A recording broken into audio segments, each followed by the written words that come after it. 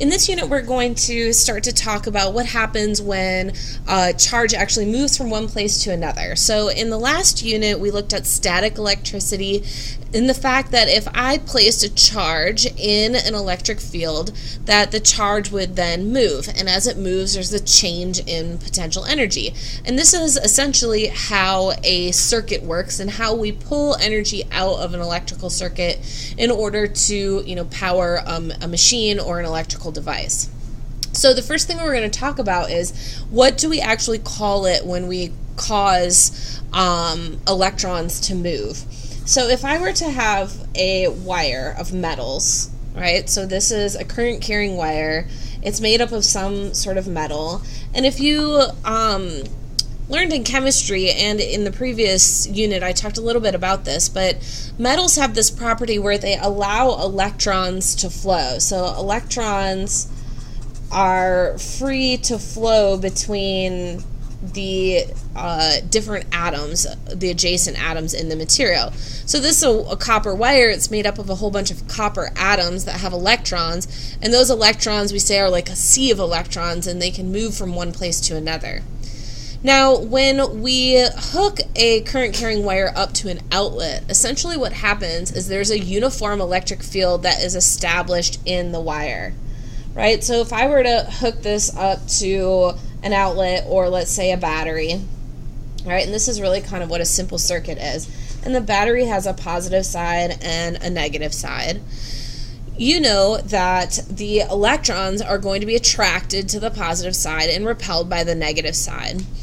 And essentially what happens is there's a uniform electric field that is established within this current carrying wire. And remember that electric field lines point towards the negative, so the uniform electric field that's established would be to the right. And then we have the electrons in there, and actually they're going to be flowing in this direction. They're going to be attracted to the positive side of the battery. So the movement of electrons from one place to another is called current. Right? And a whole bunch of electrons, all the electrons that are inside this material, are going to be attracted to this side. So the current is the flow of electrons, or it's also can be defined as the rate of charge movement. So the equation for this is that I is equal to Q over T, right? I is current, and Q is charge, and T is time. Charge is in coulombs, time is in seconds. So the unit coulombs over seconds is what we call current, which is an ampere, which is written with the letter A. Let me zoom out a little bit here so you can see it. So coulombs per second is amperes. So what's important to note is most often when we're dealing with current, we're thinking about the movement of electrons. However, the direction of current is actually opposite the movement of electrons. So even though the electrons are going to the left, we say that the current is in this direction to the right.